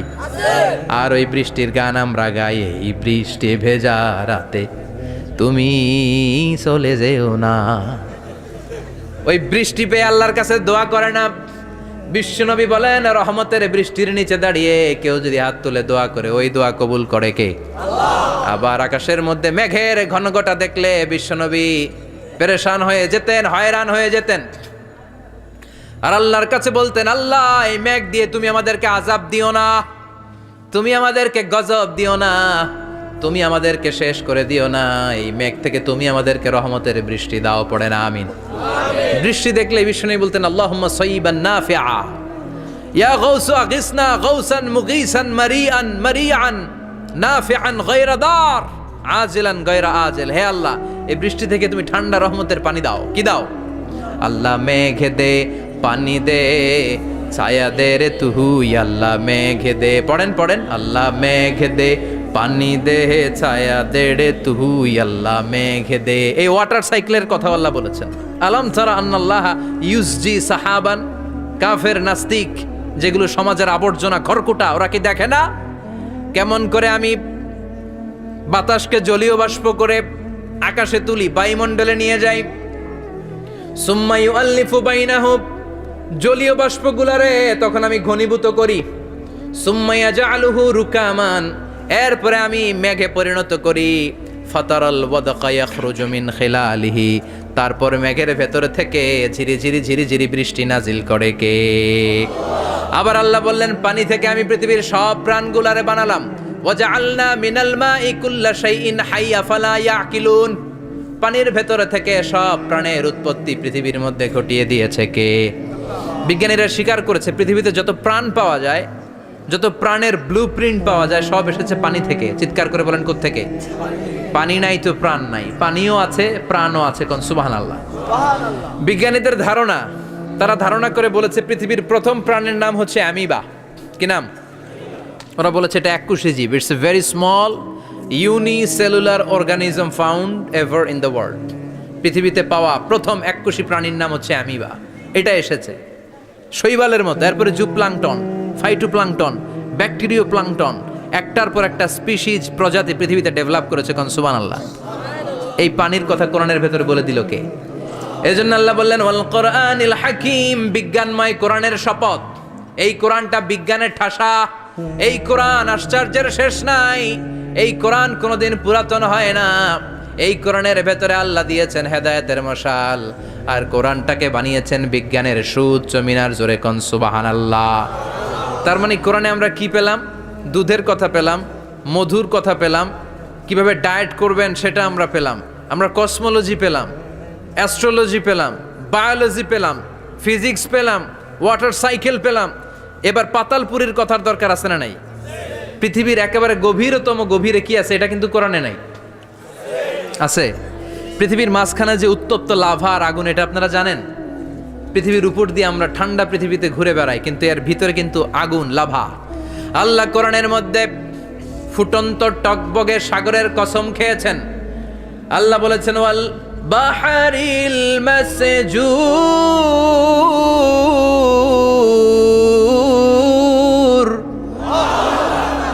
আমি কোরআনের ভেতরে ফুটন্ত টকবগে সাগরের পানির কসম খেলাম। পড়েন সুবহানাল্লাহ। সাগরের পানির ফুটন্ত টকবগে সাগরের পানির কসম। সাগরের পানি আবার ফুটন্ত হয় কি করে? পানি কি হয়? ঠান্ডা। পানি কি? কথা বলেন। আল্লাহ পৃথিবীর ভেতরকার কথা চিন্তা করে বলেছেন ওয়াল বাহরিল মাসজুর। ইউনাইটেড স্টেটস অফ আমেরিকার নেভাল একাডেমির সায়েন্টিস্টরা এই আয়াতের উপর রিসার্চ করেছে যে সাগরের ভেতরে আবার এই ঠান্ডা পানির ভেতরে আবার উত্তপ্ত আগুনের লাভা আসলো কোত্থেকে। রিসার্চ করার জন্য তারা সাগরের ভেতরে পাইপ ঢুকিয়েছে। পাইপ ঢুকাতে ঢুকাতে অনেকগুলো লেয়ার তারা পার করেছে। রূপান্তর শিলার স্তর, পাললিক শিলার স্তর, আগ্নেয়গিরির শিলার স্তর, মার্বেল পাথরের অনেকগুলো শিলার স্তর পেরিয়ে যাওয়ার পরে তারা পাইপ ঢুকানোর পরে দেখতে পেয়েছে পাইপগুলো গলে যায়। পাইপগুলো কি হয়? তার মানে ভিতরে কি আছে? গত কয়েক মাস আগে জাপানে কিছু জিওলজিস্ট, ভূতত্ত্ববিদ, তারা গবেষণা করে পৃথিবীর এক মাথা থেকে আরেক মাথায় যেতে চাচ্ছে, মানে প্রতিপাদ স্থান। বাংলাদেশের এখান থেকে ছিদ্র করলে আপনি দক্ষিণ আমেরিকার চিলির সান্টিয়াগোতে যেয়ে উঠবেন। কথা বুঝতে পেরেছেন? তার মানে বাংলাদেশের প্রতিপাদ স্থান হচ্ছে দক্ষিণ সাউথ আমেরিকার চিলির সান্টিয়াগো। আবার ইন্ডিয়া থেকে ছিদ্র করতে করতে পৃথিবীর আরেক মাথা দিয়ে উঠবেন। সুবহানাল্লাহ বলেন। এটা তারা শুরু করেছে কিন্তু এখনো সফল হয় নাই। ইউএস এর নেভাল একাডেমির সায়েন্টিস্টরা পাইপ ঢুকাতে ঢুকাতে দেখে একটা পর্যায় শেষে পাইপ আর ঢুকানো যায় না। পাইপগুলো পৃথিবীর ভেতরে যেতে যেতে গলে গলে পানি হয়ে যায়। সুবহানাল্লাহ কইবেন না? এই রিসার্চ প্রজেক্টের যিনি চিফ, উনি বললেন bring the water proof pipe from America. America থেকে ওয়াটার প্রুফ পাইপ নিয়ে আস। আমার এমন পাইপ লাগবে গবেষণা করার জন্য যে পাইপ আগুনে জ্বলে না। ওয়াটার প্রুফের মধ্যে আগুন লাগালে আগুন ধরবে? বুলেট প্রুফে বুলেট মারলে বুলেট ঢুকবে? মাননীয় প্রধানমন্ত্রী শেখ হাসিনা যে গাড়িতে করে চড়ে, এটা বুলেট প্রুফ কার? গুলি মারলে ঢুকবে? আবার গুলি মারতে যায় না, 14 গোষ্ঠী উদ্ধার করে ছাড়বে আপনার, খবরদার। তো আমেরিকা থেকে ফায়ার প্রুফের পাইপ নিয়ে আসা হলো।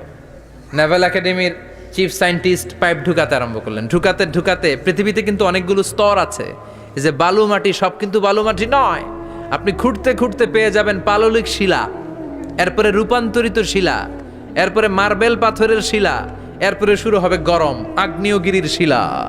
ওই শিলার ভেতরে এমন আগুন আল্লাহ রেখেছে, ওই নেভাল একাডেমির সায়েন্টিস্টরা ফায়ার প্রুফের পাইপ ঢুকাতে ঢুকাতে একটা লেভেল যাওয়ার পরে দেখে যে ফায়ার প্রুফের পাইপও গলে গলে মুহূর্তে পানি হয়ে যায়।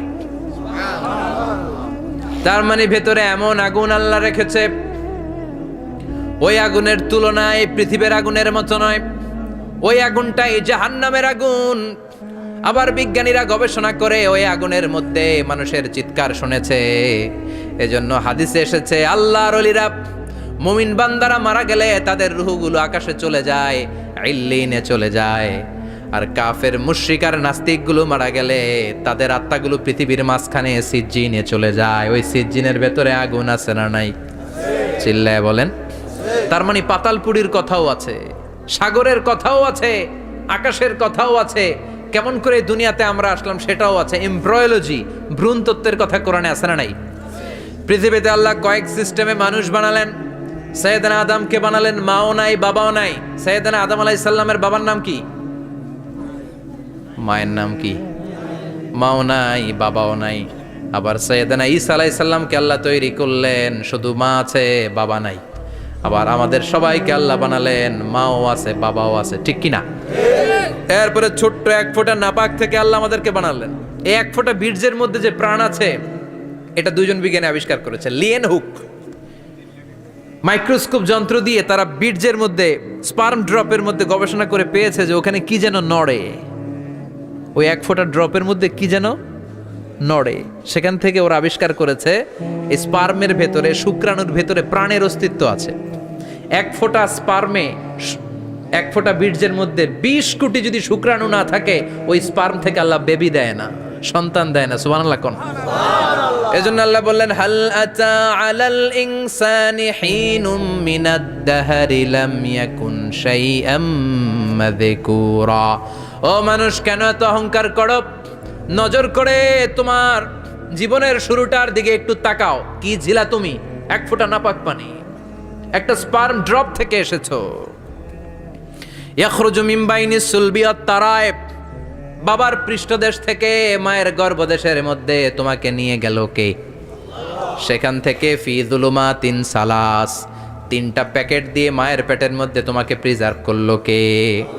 আল্লাহ প্রত্যেকটা স্টেজ কোরআনে বলে দিয়েছেন। ফি যুলুমাতিন সালাস, 3টা অন্ধকার প্রকোষ্ঠে আল্লাহ আমাদেরকে প্রিজার্ভ করেছেন। মায়ের ভুলের একটা প্যাকেট, মায়ের জরায়ুর একটা প্যাকেট, আবার মায়ের পেটের একটা প্যাকেট। ওই প্যাকেটের ভিতরে পৃথিবীর কোনো কবিরাজের কবিরাজি কাজে লাগছে? ডাক্তারের ডাক্তারি? কোন কবিরাজ আম করে খাওয়াইছে? চিল্লায় বলেন তিনি কে? এরপর আল্লাহ বললেন ফি যুলুমাতিন সালাস, ওটা অন্ধকার ছিল। যেই টেম্পারেচারে রাখলে তুমি সুস্থ থাকবা, যেই টেম্পারেচারে রাখলে তুমি আস্তে আস্তে বড় হতে পারবা, সেখানে আমি রাখলাম। সেখান থেকে আমরা হয়ে গেলাম জিমেট, সেখান থেকে জাইগট, তারপরে ইমব্রয়ো, তারপরে ফেইটাস, ল্যাটার স্টেজ।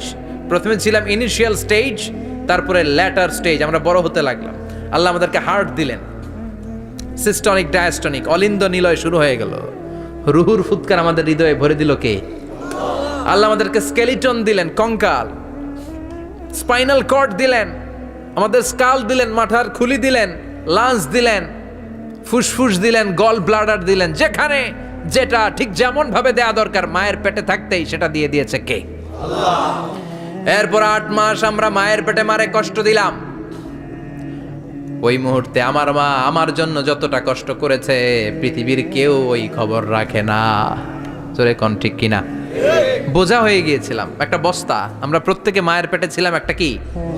এই বস্তা নিয়ে আমার মা খেতে যেত, ঘুমাতে যেত। এই বস্তাটা পেটে করে আমার মা রান্নাঘরে রান্না করত। একদিনও রান্না বন্ধ হয় নাই। এই বস্তাটা নিয়ে আমার মা টয়লেটে যেয়ে বসতে পারতো না। 8 মাস এরকম কষ্ট করেছে। এজন্য মায়ের মনে কষ্ট দিলে আল্লাহর আরশ কেঁপে যায়। মায়ের কাছ থেকে দোয়া নেওয়ার দরকার আছে না নাই? মায়ের মনে কষ্ট দিবেন? মায়ের সাথে বেয়াদবি করবা কেউ? মায়ের থেকে দোয়া নেওয়ার দরকার আছে না নাই? মা যার নাই সে জানে মা না থাকার কি জ্বালা। চিল্লা এখন ঠিক কিনা? যখন রাত্রি নিঝুম, এই চোখে ঘুম, একলা শূন্য ঘরে, তোমায় মনে পড়ে মাগো, তোমায় মনে পড়ে। যখন রাত্রি নিঝুম, এই চোখে ঘুম, একলা শূন্য ঘরে, তোমায় মনে পড়ে মাগো, তোমায় মনে পড়ে। ঠিক কিনা? এজন্য এই মায়ের জন্য দোয়া করার দরকার আছে না নাই? আল্লাহ বললেন 8 মাস 9 মাস মায়ের পেটের ভেতরে ছিলা, তারপরে দুনিয়ার বুকে তোমারে আনলো কে? ছোট্ট নাপাক ছিলাম, এই ছোট্ট এক ফোঁটা পানি থেকে আমাদেরকে বড় করছে কে? আল্লাহ। তার মানে এমব্রয়োলজি, ভ্রূণ তত্ত্বের কথা কোরআনের ভেতরে আছে না নাই? সে আল্লাহ বললেন ইয়াসিন ওয়াল কোরআনিল হাকীম ইন্নাকা লামিনাল মুরসালিন আলা সিরাতিম মুস্তাকিম। সুবহানাল্লাহ পড়েন। আল্লাহ বললেন ইয়াসিন, এরপরে বললেন আল কোরআনিল হাকীম, প্রজ্ঞাময় কোরআনের শপথ। বিশাল একটা শপথ কেটে আল্লাহ বললেন ইন্নাকা লামিনাল মুরসালিন আলা সিরাতিম মুস্তাকিম। ইন্নাকা লামিনাল মুরসালিন, অবশ্যই অবশ্যই নবী হে আপনি রাসূলদের অন্তর্ভুক্ত। চিল্লা এখন সুবহানাল্লাহ।